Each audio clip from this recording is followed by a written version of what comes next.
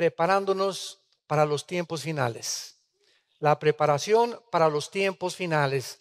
Los que tengan su Biblia, los invito a que la abran en el Evangelio de Lucas, capítulo 21, versículos 34 al 36. Lucas 21, del 34 al 36. Es Jesús el que está hablando. Mirad también por vosotros. Esta palabra mirad significa mantente vigilando tu corazón, tu vida interior.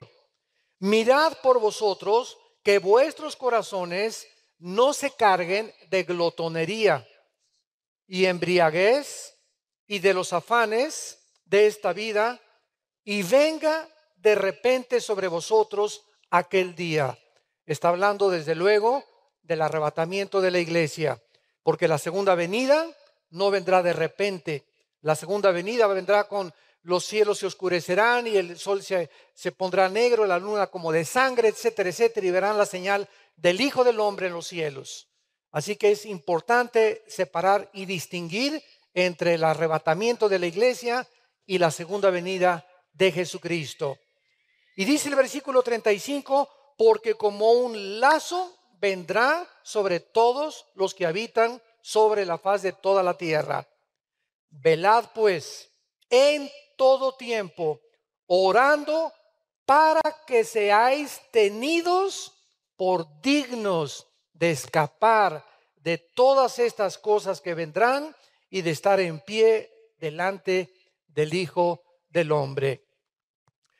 El siglo XX fue conocido y ha sido catalogado como el siglo donde se han hecho los más grandes descubrimientos científicos y los avances tecnológicos más grandes de toda la historia de la humanidad.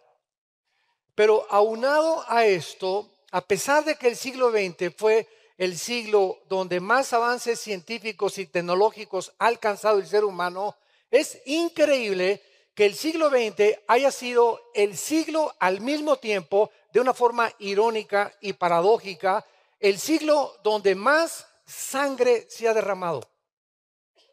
2 guerras mundiales con más de 100 millones de personas muertas, como el fruto del darwinismo, como el fruto del comunismo, del fascismo y del socialismo.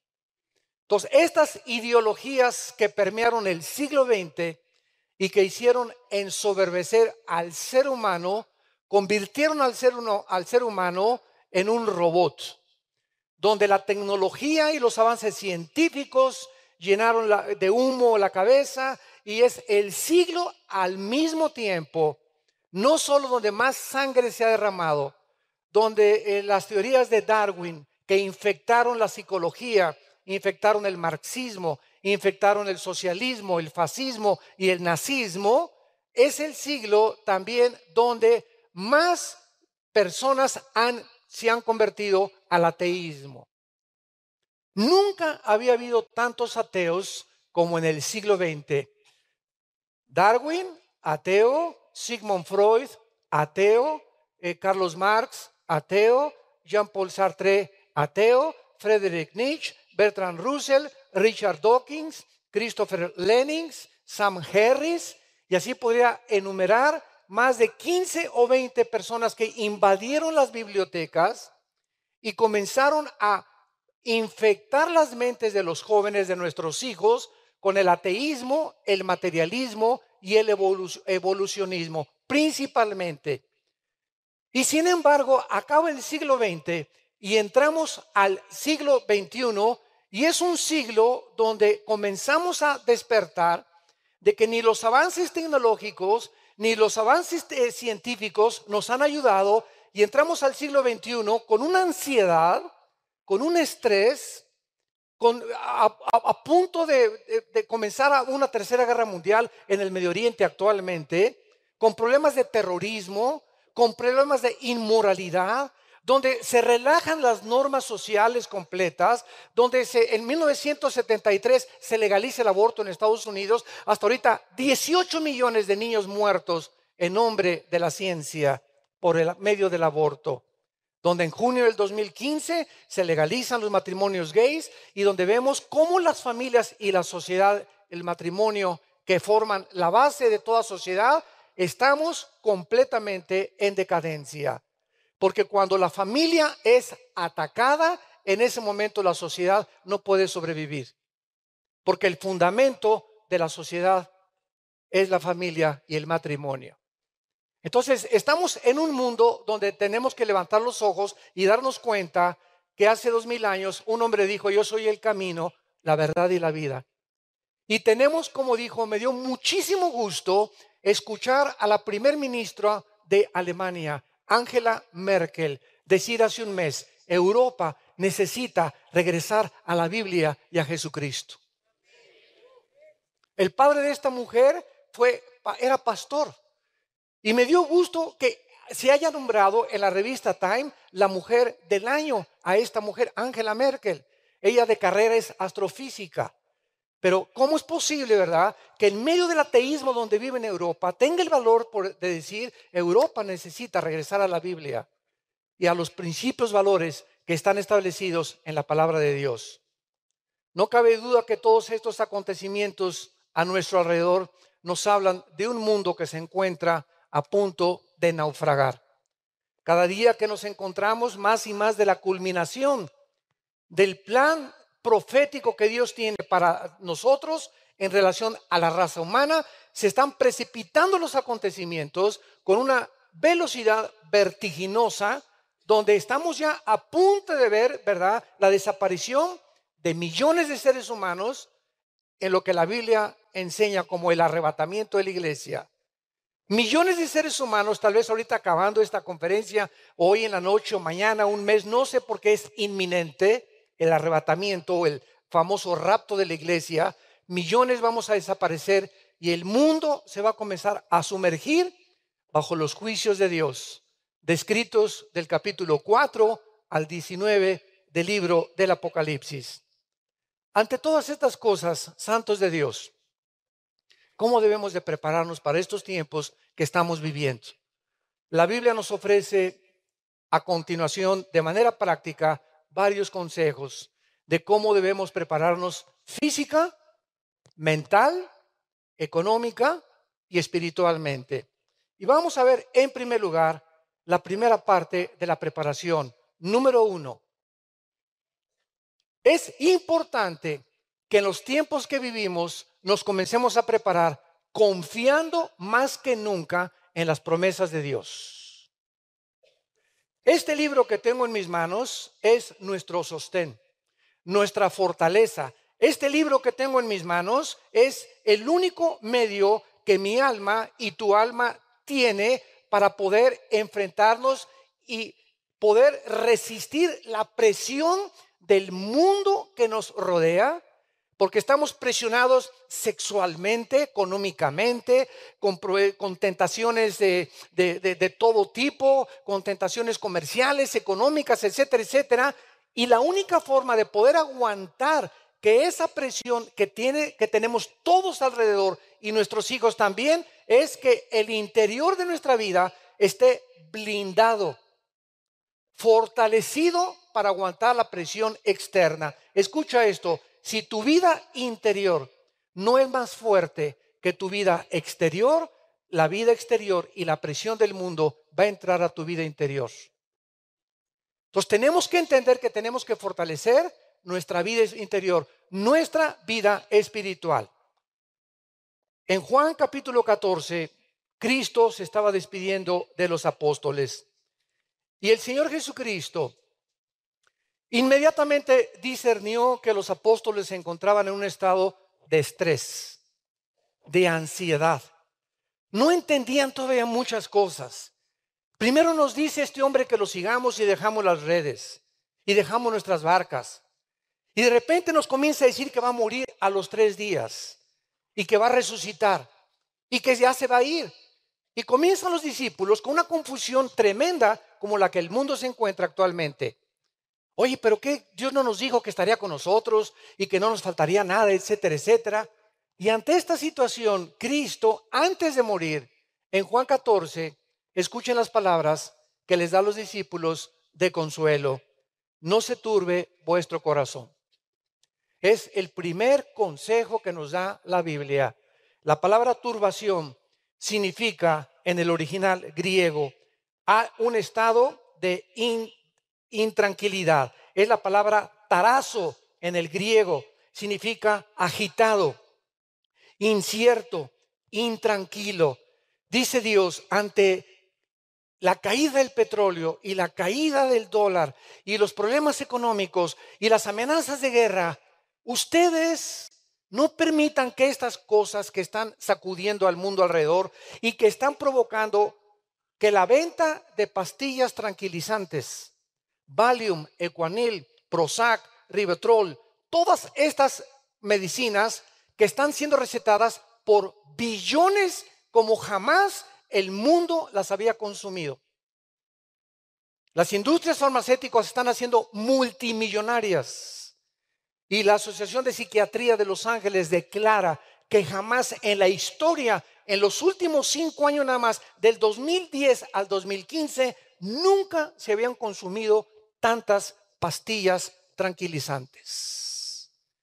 Ante una humanidad que está ansiosa, agitada, estresada, perturbada, confundida, y esto no puede ser en nuestras vidas, porque nosotros lo tenemos a Él, como lo vamos a ver a continuación, y las promesas que Él nos da, que en medio de la resaca y de la tormenta nunca se bajará de la barca de nosotros. No se turbe vuestro corazón, creer en Dios, cree también en mí. En la casa de mi Padre muchas moradas hay. Santos de Dios, vamos de paso por este mundo. Vamos de paso por este mundo. El otro día yo estaba soñando y me puse, de veras, eran como las 2, 3 de la mañana y me dio risa. Dije, Señor, si me pongo verdaderamente de una forma coherente a pensar en tantos problemas que tengo, y si tú vinieras por mí ahorita a las 4 de la mañana, me reiría realmente porque tengo que mantener la conciencia de que estoy de paso solamente por acá y estamos en cualquier momento enfrente de ti y enfrente de la eternidad y se acabó todo el pasado. ¿Por qué entonces vivir con ansiedad y con ese estrés cuando estamos de paso y en cualquier momento todo se va a acabar, todo se termina? Cultura, dinero, sociedad, profesionalismos, artistas, deportistas, políticos, todo se va a acabar y lo único que va a sobrevivir son las almas humanas. Por lo cual debemos de vivir solamente por las almas humanas como nuestra prioridad.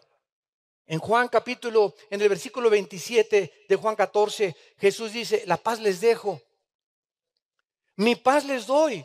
Juan 14, 27, yo no os la doy como el mundo la da. No se turbe vuestro corazón, ni tengan miedo. Otra vez las palabras de Jesús, mientras en tu vida tú no tengas paz, no tienes nada. La receta hace 2000 años para el estrés y la ansiedad del siglo XX nos las dio un hombre llamado Jesús. Y hace 2000 años Jesús sabía que el estado interno de una persona lo enferma. Como lo vamos a ver más adelante, psicosomáticamente, te enferma mentalmente, gastrointestinalmente, cardiovascularmente. El estado mental de nosotros nos roba la paz, nos roba la tranquilidad, nos roba la felicidad, nos quita completamente el poder disfrutar a nuestra familia, el poder disfrutar a tu esposa, el poder disfrutar a tu novio, porque te encuentras en un estado de ansiedad, de estrés, de preocupación, que aunque tengas dinero no lo vas a poder disfrutar, porque para poder disfrutar la vida se necesita vivir en paz. Y un cristiano no puede tampoco venir a la Biblia sin la paz. Imagínate venir a la Biblia, Señor, mi hija, Señor, mi trabajo, Señor, y el Espíritu Santo te dice, ¿sabes una cosa? Sereno moreno. Te calmas primero, comienzas a alabarme, comienzas a confiar en mis promesas, comienzas a entrar en un estado de tranquilidad, porque mi Espíritu Santo es un espíritu que solamente se puede comunicar contigo, Armando, me dice el Señor. Solo me puedo comunicar contigo cuando dentro de tu vida, en tu corazón, estés tranquilo. Porque de otra forma, escucha, no puedes discernir mi voz. Es imposible conocer la voluntad de Dios y discernir lo que Dios nos está diciendo si cuando yo vengo a la Biblia no soy completamente en paz conmigo mismo. Estas son las palabras que Cristo dio hace 2000 años y necesitamos oír para que no seamos sorprendidos por la depresión, la inseguridad, la intranquilidad. Recordemos que Jesús nos dijo: estoy con ustedes todos los días hasta el fin del mundo. Fueron las últimas palabras que él pronunció. El rey David, en el Salmo 37, vivía en un estado de agitación tal, rodeado y perseguido por ejércitos, por el rey Saúl que lo quería matar, por un gobierno que lo quería asesinar.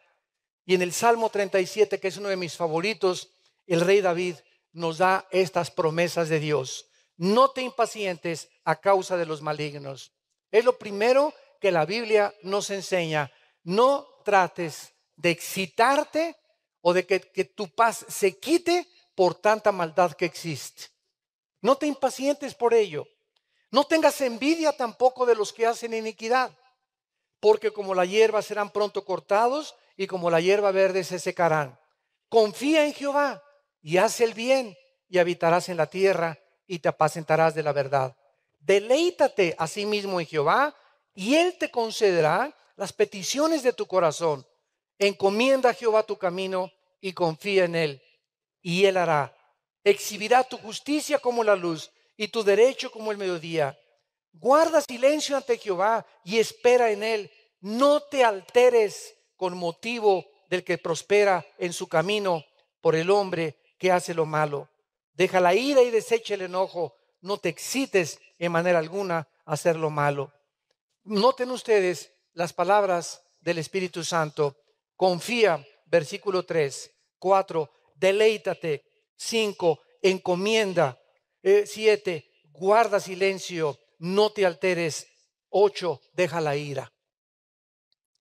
Confía en Jehová, deleítate en Él. Dice Dios, ven todos los días, así con las mochilas que traes de problemas, y traes una cosa así, traes un burro aquí cargando que te está casi oprimiendo. Con todo eso levántate en la mañana y tienes problemas con tus hijos, con tus papás, con tu novia, con tu esposo, con el gobierno, con los tax, con los impuestos, etcétera, etcétera. Así como estás en la mañana, híncate y olvídate completamente, porque tú tienes la capacidad mental de decir: ahorita no quiero pensar en nada ni en nadie más que en ti, Señor, y deleítate y confía a memorizar mi palabra, y yo te concederé las peticiones de tu corazón.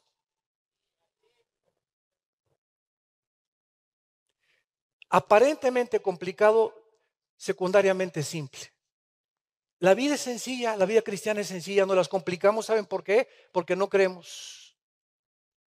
Porque si tú hicieras esto, no vivirías en el estado en que vives. Pero vives en el estado en que vives de intranquilidad, de estrés y de ansiedad y de preocupación por las cosas de mañana, y el año que entra qué voy a comer, y se muere mi esposo que me va a sostener, y se mueren mis papás que me va a pagar la colegiatura, etcétera, etcétera. Cosas que están fuera de nuestro control. No tenemos el control de mañana, ninguno de nosotros. No somos dioses. Por el amor de Dios, no somos dioses. Yo no tengo control sobre mis hijos, sobre mi esposa, sobre las ovejas, sobre las circunstancias, sobre el dólar. No somos dioses. Todo está fuera de nuestro alcance y nuestro control. Dios dice: todo está bajo mi control. Tú confía en mí, pégate a mí, no te sueltes. Yo soy la vid verdadera, tú eres la rama. No te separes de mí. A donde quiera que yo vaya, llévame junto contigo y nunca, nunca te faltará nada. Y mientras no tengamos esta conciencia de Dios y de la necesidad tan profunda que tenemos de Él, de diario venir a su palabra, no podemos prepararnos para los tiempos finales. Número 2, ¿cómo prepararnos para los tiempos finales? No preocuparnos, en segundo lugar, por las cosas materiales. Una de las cosas que nos pueden desviar y que pueden ahogar la palabra de Dios dentro de nuestra vida es el camino de la avaricia o la preocupación excesiva por las cosas materiales. Dice Cristo en Mateo 13:22, el que fue sembrado entre espinos es el que oye la palabra, pero el afán de este siglo y el engaño de las riquezas entran, ahogan la palabra y se hace infructuosa. Si tú antes de acostarte, tus pensamientos son: mañana qué voy a comer, o mañana qué negocio puedo hacer, o te acuestas pensando en tus negocios, esta preocupación, si tú escuchaste un buen mensaje hoy, por ejemplo, y hoy en la noche te acuestas pensando en tus negocios, qué voy a comer, cómo voy a vestir, etcétera, etcétera, lo que tú oíste hoy y lo que escuchas en los estudios bíblicos y lo que has aprendido en la palabra de Dios, entra esas preocupaciones y ahogan y matan la semilla que te fue sembrada. Es un poder impresionante las preocupaciones crónicas, la ansiedad. ¿Qué comeré? ¿Qué beberé? Ese estado de estrés mata dentro de ti la vida espiritual. ¿Y sabes por qué? Porque es incredulidad. Es incredulidad. Y sin fe es imposible agradar a Dios. Y el pecado más grande del Antiguo Testamento no fue la fornicación o las orgías o el robo, los latrocinios. El pecado más grande del Antiguo Testamento fue la incredulidad. Y el único pecado que no tiene perdón, todos los pecados tienen perdón, pero el único que no tiene perdón es la incredulidad, la blasfemia contra el Espíritu Santo. Decirle a Dios: no te creo, no es cierto lo que tú dices. Ese es el pecado que no tiene perdón, porque todos los demás, la sangre de Cristo nos limpia de todo pecado. Entonces, qué importante es que entendamos eso. La pregunta más importante que Dios nos hará en estos tiempos es: ¿qué hay en tu corazón en estos tiempos? ¿Qué es lo que está llenando tu corazón ahorita en estos tiempos? ¿Preocupación por el dinero? ¿Por tus inversiones? ¿Estás preocupado por la caída de la bolsa de valores o por tu trabajo? ¿Acaso, te pregunta el Espíritu Santo en esta mañana, te estás convirtiendo en una persona ambiciosa, avariciosa y llena de estrés y de ansiedad por las cosas materiales? ¿Esta es la razón por la cual no puedes dormir bien? Esta es la razón por la cual no puedes disfrutar ni siquiera tus vacaciones, porque hasta en tus vacaciones te llevas tu laptop para seguir trabajando en tus vacaciones. Hasta tus vacaciones te llevas tu iPhone y tu iPad para seguir en contacto con el mundo, porque no te puedes despegar del mundo, ni puedes disfrutar a tus nietos, a tus hijos 3 o 4 días, no pensar en nada más que en tu familia. En la playa y en el mar la vida es más sabrosa. Qué triste, ¿verdad? En Mateo capítulo 6, los discípulos se encontraban en este estado. Y pues iban caminando con Jesucristo y nos podemos imaginar a Pedro. Juan, ¿qué pasó, Peter? Oye, ¿no habrá un holiday hoy en la noche?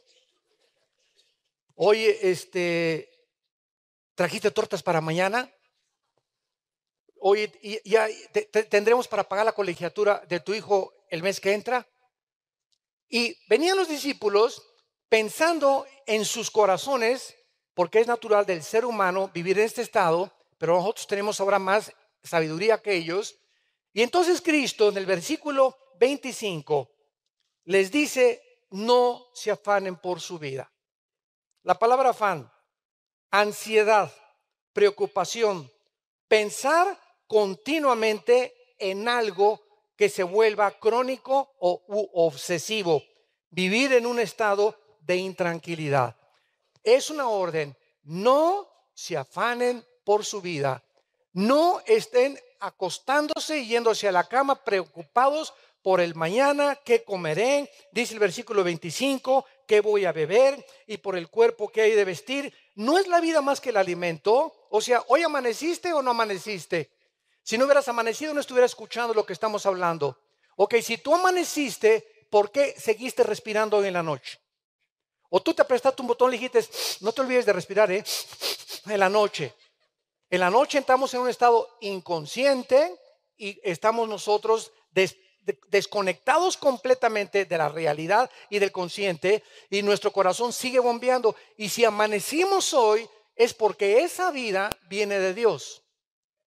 Y la única razón por la cual tú amaneciste hoy en la mañana es porque Dios te está diciendo, no he acabado con tu vida. Tu misión no ha terminado. Y si tú sigues vivo y yo soy el que te mantengo vivo, ¿tú crees que no te voy a dar de comer y no sé que necesitas vestirte y no sé que necesitas un techo donde cubrirte? Entonces, ¿por qué piensas en las cosas que yo te quiero dar? ¿Por qué te preocupas? Esas cosas me pertenecen a mí. Tú no te preocupes por eso. Preocúpate en buscar mi reino y mi justicia y te lo daré por añadidura.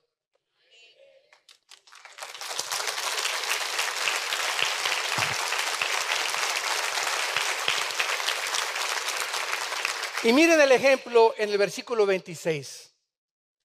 Ahora, cuando en Génesis 2 y 3 Dios hizo la creación, Dios hizo los leones, los tigres, las serpientes, las palomas, las cucarachas, los cabritos, los elefantes, los dinosaurios, etcétera, etcétera.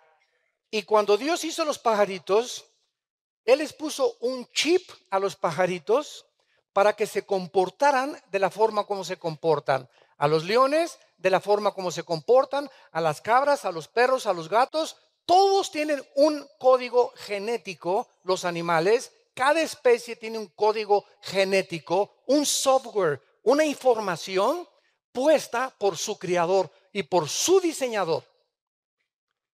Y cuando Dios hizo a los pajaritos, les puso un chip en su cerebro para que fueran aves que nunca, nunca, nunca guardaran su comida.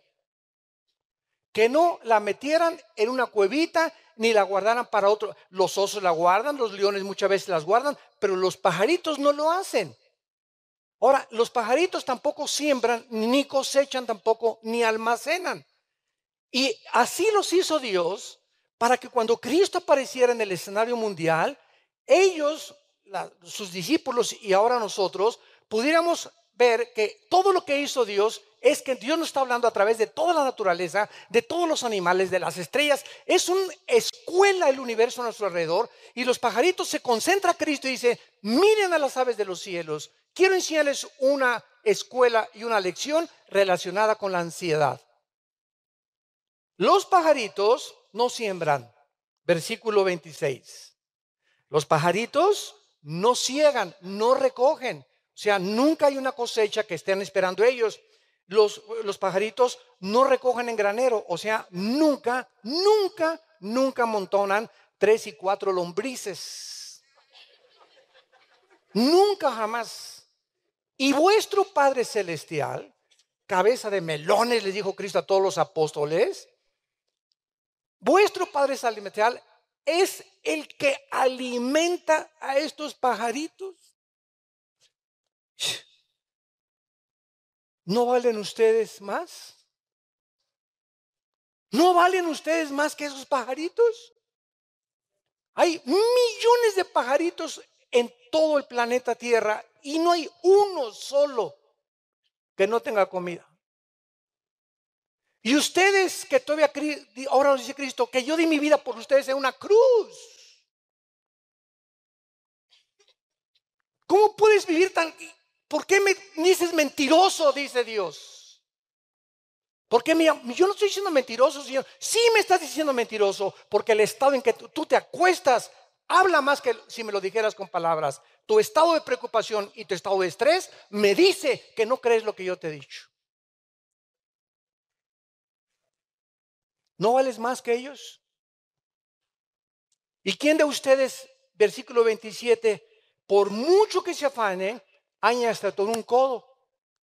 Imagínate si mides 1,50 de estatura y le haces, quiero crecer, quiero crecer, quiero crecer, quiero crecer. Brinca como chapulín todo lo que quieras. Ni una pulgada vas a crecer.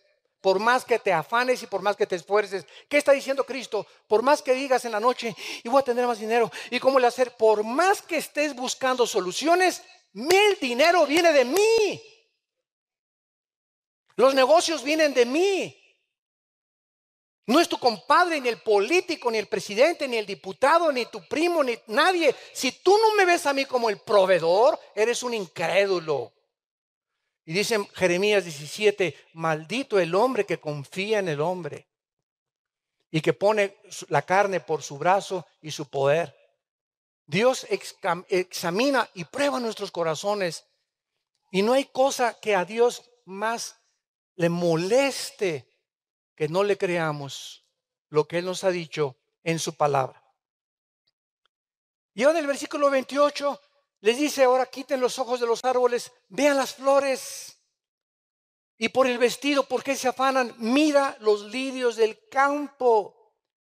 ¿Acaso las florecitas crecen? Yo quiero ser del color amarillo. Y yo quiero ser rosa. Yo quiero ser, no betabel, ¿verdad? Clavel, perdón. Clavel, etcétera, etcétera, ¿verdad? Y tenemos una variedad impresionante de flores con unos colores extraordinarios, etcétera, etcétera. Y dice el versículo 29, pues les digo, con toda esa belleza que existe, que los colores son, que no se pueden ni siquiera imitar, ni siquiera Salomón con los billones de oro que guardaba, él se vistió así como uno de ellos. Y si la hierba, si esas florecitas que no escogieron cómo vestirse, no escogieron los colores ni nada, y mañana crecen en la tarde y se echan en el horno y desaparecen, no hará mucho más a vosotros, hombres de poca fe. Y finalmente dice, ¿verdad? El versículo 31, no os afanéis pues diciendo qué comeremos o qué beberemos o qué vestiremos, porque los gentiles buscan todas estas cosas. O sea, las personas que no son cristianas viven en un continuo estrés. Tu amigo, tu primo, tu todo, están como están precisamente porque no tienen ninguna esperanza en nada. Y si no tienen dinero, y si no tienen una base y una fortaleza en qué confiar, tiene que los chochos tranquilizantes y ecuanil o drogas o alcohol o lo que sea, pero no puede, es imposible que se sostengan ante un mundo con tantas presiones en sus 5 sentidos. Pero Cristo en sus 5 sentidos en la cruz abrió los brazos y cuando le dieron a beber hiel para poder adormecerlo un poco y quitarle un poco el dolor, lo negó. Quiso morir en sus 5 sentidos hasta el último minuto de su vida. Tenemos el poder del Espíritu Santo para poder aguantar las presiones del mundo y vivir hasta el final confiando en las promesas de Dios. No tenemos por qué preocuparnos, no tenemos por qué vivir en ese estado en el que vives. Y esta es la razón que eso detiene la gracia de Dios. No tienes porque no pides y cuando pides, pides mal, dice Santiago 4. Y cuando pides solamente el pides, dame esto, Señor, y esto, y te traigo a mi hijito que está enfermo, porque solamente me buscas por los regalos, pero no me buscas para deleitarte en mí, en mi palabra, en mi amor, en mi fidelidad, en mi misericordia. Los últimos descubrimientos acerca de la mayor razón por la cual la mayoría de la gente se enferma, ¿saben ustedes cuál es? De acuerdo a la clínica Mayo, lo mencionamos hace algún tiempo, Rochester y el Hospital Hopkins en Estados Unidos, que son dos de las organizaciones médicas más prestigiosas del mundo, es impresionante que llegaron hace 3 años a la misma conclusión. Estas dos clínicas y hospitales de los más famosos en el mundo concluyeron, escuchen esto, que el 70% de las enfermedades mentales y físicas provienen del estrés. Del estrés. ¿Qué es la enfermedad del siglo XX? El estrés. ¿Qué es el estrés? El estrés es un estado interno de falta de contentamiento, de envidia, de preocupación, de avaricia, de egoísmo, de rencor, de odio y de amargura. Todas estas características negativas de la mente enferman, y lo comprobaron llamándoles enfermedades psico-mente, soma, cuerpo, psicosomáticas. El cuerpo se enferma por el estado en que tu mente se encuentre. El 85% de los pacientes que acaban en el manicure, a los que no me entiendan, en el hospital psiquiátrico, son personas que se encuentran ahí en un estado de desequilibrio mental porque nunca pudieron resolver problemas de pecado de su pasado.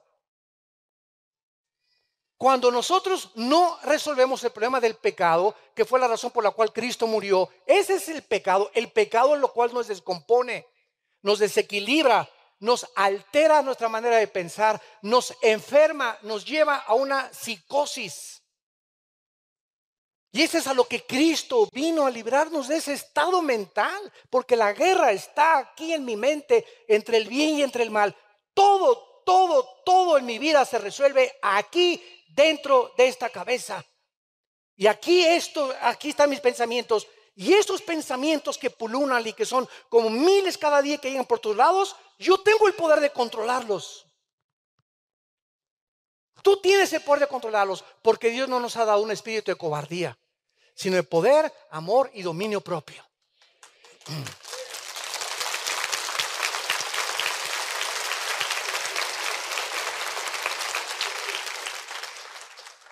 Filipenses 4, del 6 al 7, por nada estén afanados. ¿Qué dice? ¿Por qué? Ahora, es interesante que en la construcción gramatical del original griego, ahí está en imperativo. Es una orden. Esto cómo me ha ayudado a mí durante los últimos años. Es una orden. El general en jefe del universo, no quiero que te afanes. Es una orden. No quiero que estés afanado. Señor, cállese y no se ínquese. No se afane. ¿Qué es el afán, verdad? El estado de intranquilidad otra vez. Por nada estén afanados. No quiere Dios que no haya absolutamente ningún problema, no importa de qué categoría moral, físico, etcétera, etcétera, que nos quite la paz. Y dice más adelante, si no sean conocidas vuestras peticiones, o sea, ¿qué es lo que te ha llevado a ese estado en el que te encuentras de insanidad mental? Porque es vivir en insanidad mental, vivir sin paz. Una persona, ahora dice la Academia de Psiquiatría en Los Ángeles, que ya, escuchen esto, ya no hay una sola palabra para poder definir quién es normal y quién no es normal.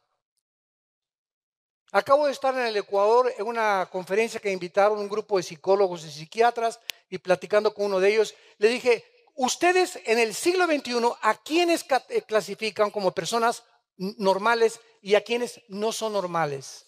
Porque hace 25 años la homosexualidad estaba clasificada como algo completamente anormal. Ahora ya lo borraron y han redefinido la homosexualidad. Y me dijo y me contestaron estos psiquiatras muy honestamente, nosotros ya no sabemos quién está normal. Qué increíble, ¿verdad? Qué increíble. Y lo vemos ahorita con los crímenes en Estados Unidos y por todos lados. De repente una pareja en San Bernardino se mete a su casa, sacan ametralladoras y matan a un grupo de discapacitados, 14 o 15 discapacitados. Le encargaron una bebé media hora antes a la mamá, y cuando preguntan a las personas, a la mamá, a los vecinos, oye, pero si eran normalitos hace una hora. Hasta uno se vestía de Santa Claus en Navidad.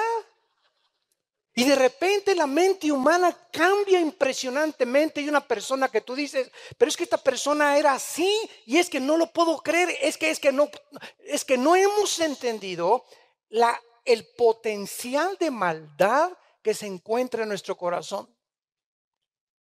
No lo hemos podido comprender. Cualquiera de ustedes que pueda haber comenzado bien, yo he conocido misioneros, predicadores, pastores y ahora hasta apóstoles, ¿verdad?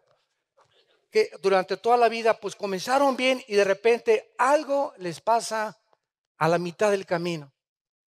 Y dices, Dios mío, ¿te acuerdas de ese pastor o te acuerdas de esa persona? Pues sí, fíjate, pues cayó en adulterio y robó y esto y el otro y fraudes, etcétera, etcétera. Y pasó esto y pasó aquello. Y dices, pero ¿cómo es posible? Sí es posible, porque así es el corazón humano, perverso y engañoso más que todas las cosas.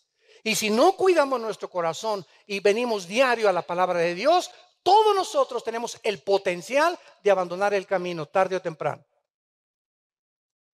Aunque si somos cristianos sabemos que Dios al que ama disciplina, y aunque sabemos que no se pierde la salvación, Dios nos disciplina y nos va a ir como en feria cuando nos apartamos del camino de la santidad, de la justicia y de la verdad.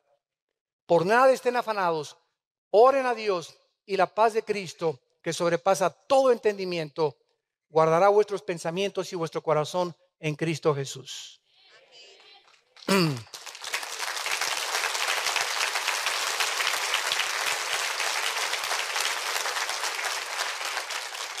Meditando en esto hace algunos días, yo pensé que la mente es como un archivero.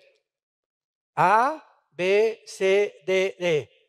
Hace algún tiempo, ¿verdad? Ahí me gustaba entrar a los escritorios de mi secretaria y abría yo los cajones, y el estado en que los cajones de la secretaria se encontraban me hablaba del carácter de esa muchacha o de esa señora. Y hay secretarias que tienen así, ¿verdad? Hasta papitas ahí metidas por acá y por allá y todo revuelto. O te metes a un archivero donde el A está en la Z y la Z, oye, chole, ¿verdad? ¿Qué te pasa? Porque no has acomodado. Entonces, ese desorden causa confusión. Y la mente es como un archivero. Entonces, cuando en mi mente no hay la A, la B, la C, mis prioridades no están en orden, hay confusión. Por eso dice, y la paz de Dios, que sobrepasa todo entendimiento, dice, guardará vuestros pensamientos. Cuando yo me apodero otra vez de la paz de Dios y regresa a mí de la paz de Dios, ¿qué significa esto? Que sin paz no puede haber orden aquí. Entonces no tengo paz porque hay algo que está fuera de su posición. La B, un problema que necesito entregárselo a Dios, no se lo he entregado y estoy pensando en esto y no se lo he entregado y se me amontonan los problemas y me causan presión, y esa presión afecta mi salud. Físicamente también. Es impresionante la psicología de Cristo, impresionante la psicología de la palabra de Dios. En tercer lugar, ¿cómo nos preparamos para los tiempos finales? Invirtiendo en el reino de Dios. Número 3. Es realmente impresionante que el 65% de las palabras de las parábolas de Cristo están relacionados con el manejo del dinero. El 65% de las parábolas de Cristo están relacionadas de cómo usar la economía. Porque Dios sabe perfectamente bien que ahí en tu cartera y en mi cartera, ahí es donde nosotros damos testimonio de cómo manejamos nosotros el dinero. Es triste observar que muchos cristianos viven preocupados por saber en estos tiempos. No se imaginan la cantidad de correos. Oiga, doctor Alducin, ¿me podría recomendar en dónde puedo invertir? Puedo invertir en la bolsa de valores, en Petrobonos, en Bancomer, en HSBC, o ando buscando un asesor financiero. ¿Usted qué me recomienda como pastor? Y quieren estas personas hacer estas preguntas y no son inválidas cuando hay ignorancia. Pero cuando tú eres cristiano y sabes que la mejor inversión donde no vas a perder ni hay falta de intereses es en el reino de Dios.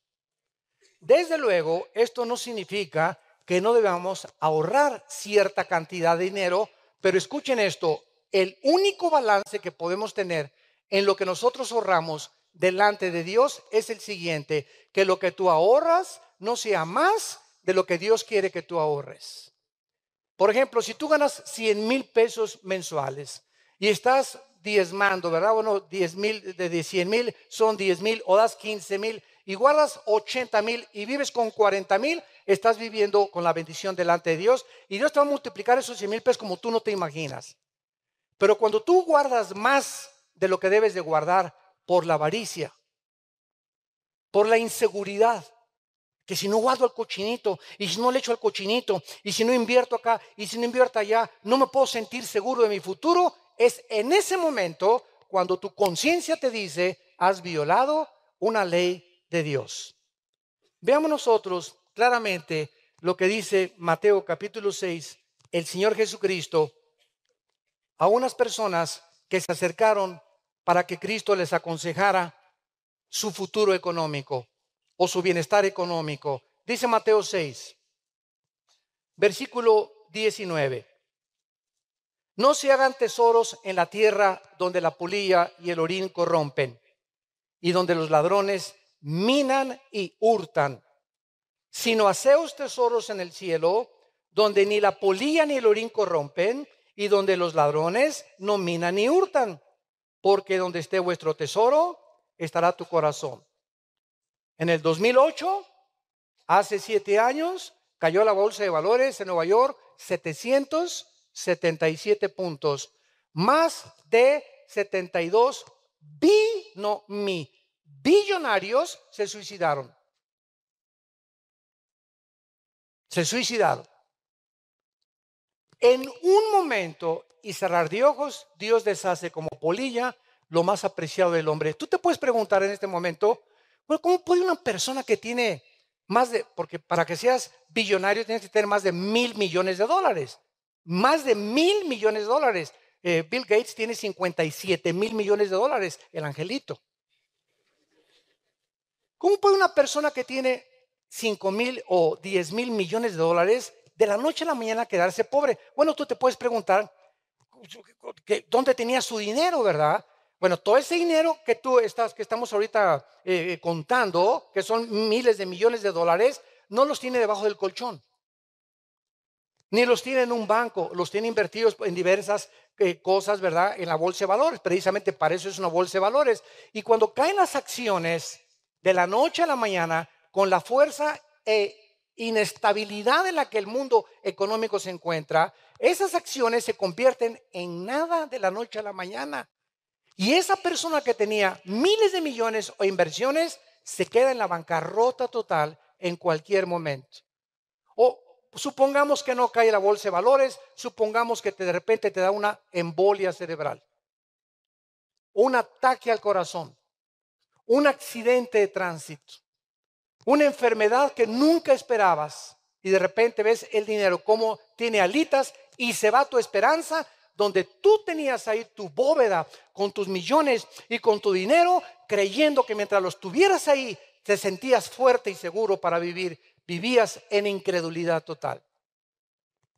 Qué cosa tan triste cuando nosotros tenemos esta clase de vida. En Lucas capítulo 12, Lucas 12, versículo 13 al 21, tenemos otro ejemplo de una persona hace 2000 años con el mismo problema de la avaricia, la ansiedad y el estrés por el dinero. Lucas 12, versículo 13, le dijo uno de la multitud: Maestro, di a mi hermano que parta conmigo la herencia. Mas él le dijo: Hombre, ¿quién me ha puesto sobre vosotros como juez o partidor? Y les dijo: Mirad y guardaos de toda avaricia, porque la vida del hombre no consiste en la abundancia de los bienes que posee. También les refirió una parábola diciendo: la heredad de un hombre rico había producido mucho. Y él pensaba dentro de sí, diciendo: ¿qué haré? Porque no tengo dónde guardar mis frutos. Esto haré: derribaré mis graneros y los edificaré mayores, y allí guardaré todo mi dinero, todos mis frutos y todas mis posesiones materiales. Y diré a mi alma: ahora sí, vete a la Riviera Maya. Tranquilo, tienes muchos bienes, descansa, repósate, come, bebe y regocíjate. Pero Dios en el mundo espiritual le dijo: necio. Esta misma noche en que esos pensamientos ocupan tu alma, vienen a pedirte tu alma. Vean lo que dice Cristo, no dice vengo a pedir tu alma, dice alguien viene a pedir tu alma, y no era él, los demonios. Vienen a pedir tu alma, y lo que has provisto, ¿de quién será? Así es el que hace para sí tesoros y no es rico para con Dios. Y en cuarto lugar y penúltimo, debemos prepararnos física, emocional y espiritualmente. Santos de Dios, somos espíritu, tenemos un alma, vivimos dentro de un cuerpo. Físicamente, Dios en Levítico 11 dio las leyes de la nutriología, de la higiene, para el bienestar de su pueblo que Él redimió de Egipto. Y Dios nos deja en la Biblia lecciones grandísimas porque la comida la hizo Dios. No solamente Dios es el autor de las vegetales, verduras, frutas, sino que Dios es el autor y diseñador de este cuerpo que tenemos. Y Dios es el único, Él es el único, por más grandes nutriólogos que tú tengas, Dios es el único que sabe qué necesita tu cuerpo y mi cuerpo para mantenerse saludable. Y Dios quiere darnos salud. Entonces Dios les prohibió a su pueblo el colesterol, que se descubrió en los 70s, 80s del siglo pasado. Una sustancia grasosa que entra a las arterias y que las comienza a cerrar, y el corazón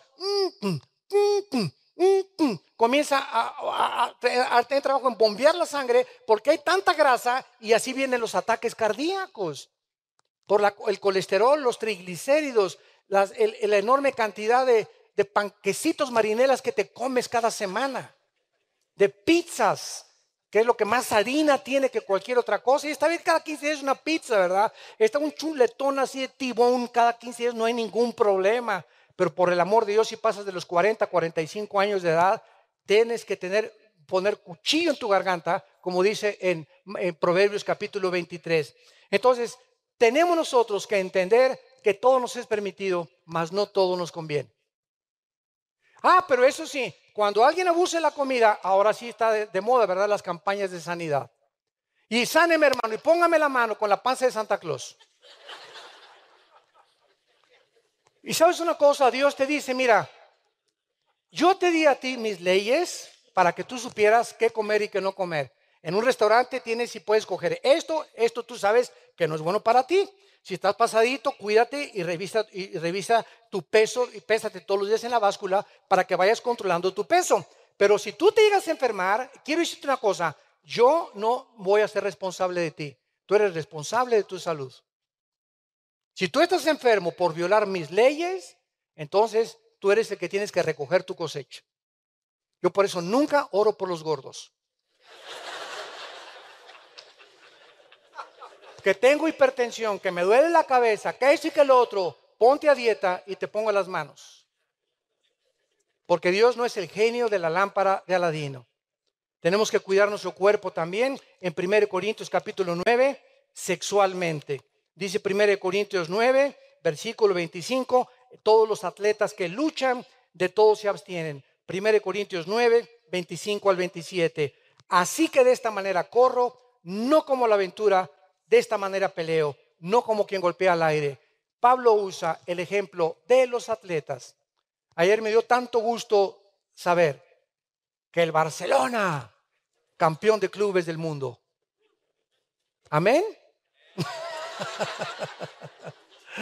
Para los que le iban a todos los demás, ¿verdad? Increíble que le haya ganado el River Plate 3-0, ¿verdad? Y que Messi a sus propios contemporáneos argentinos los haya humillado. Porque es el mejor club de Argentina, el River Plate. Le ganó 3-0. Nadie en el mundo, ningún club le ganó al Barcelona.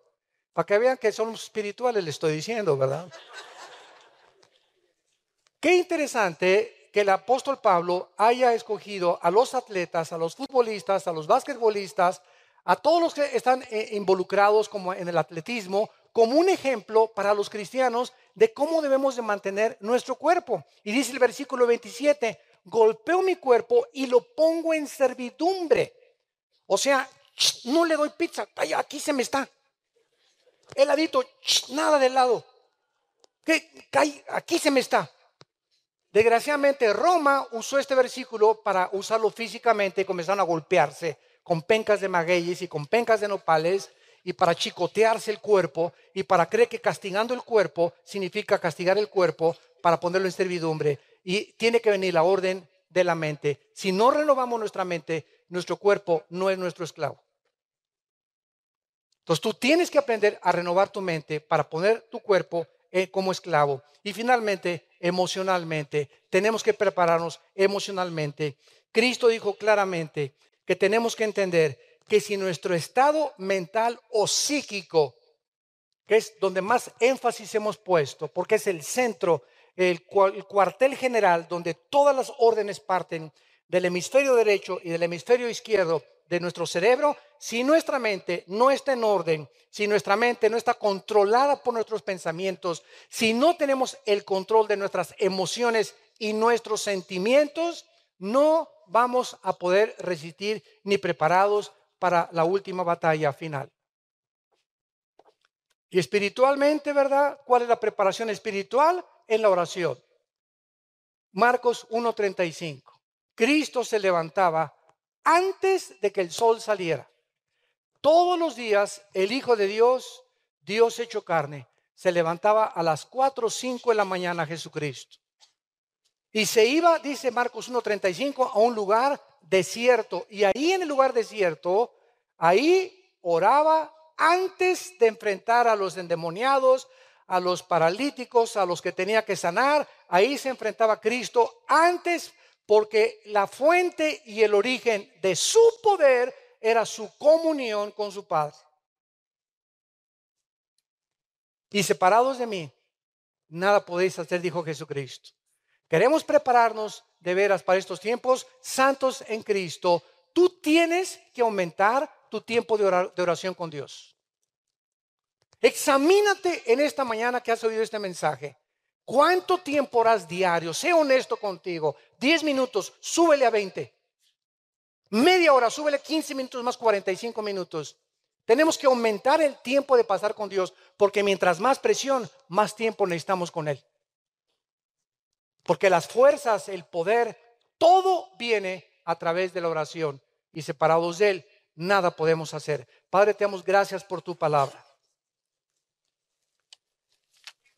Te damos gracias, Señor, porque no tenemos lucha contra sangre ni contra carne, sino contra potestades, principados de las tinieblas, huestes espirituales de maldad, que quieren abortar, impedir que lleguemos a la meta. Por tanto, tomen toda la armadura de Dios para poder resistir, orando en todo tiempo, con toda oración y súplica en el Espíritu, y velando en ello con toda perseverancia y súplica por todos los santos. Gracias, Jesús, por tu muerte en la cruz, por las promesas que nos has dejado, que nunca nos separarás de nosotros. Nunca nos podemos sentir abandonados, porque siempre estarás hasta el último suspiro de nuestra vida con nosotros para recibirnos en la otra vida. En esta mañana, muchos de ustedes que nos escuchan también a través del internet, de las redes sociales, por la televisión actualmente, y los que se encuentran presentes, tal vez no le has entregado tu vida a Cristo.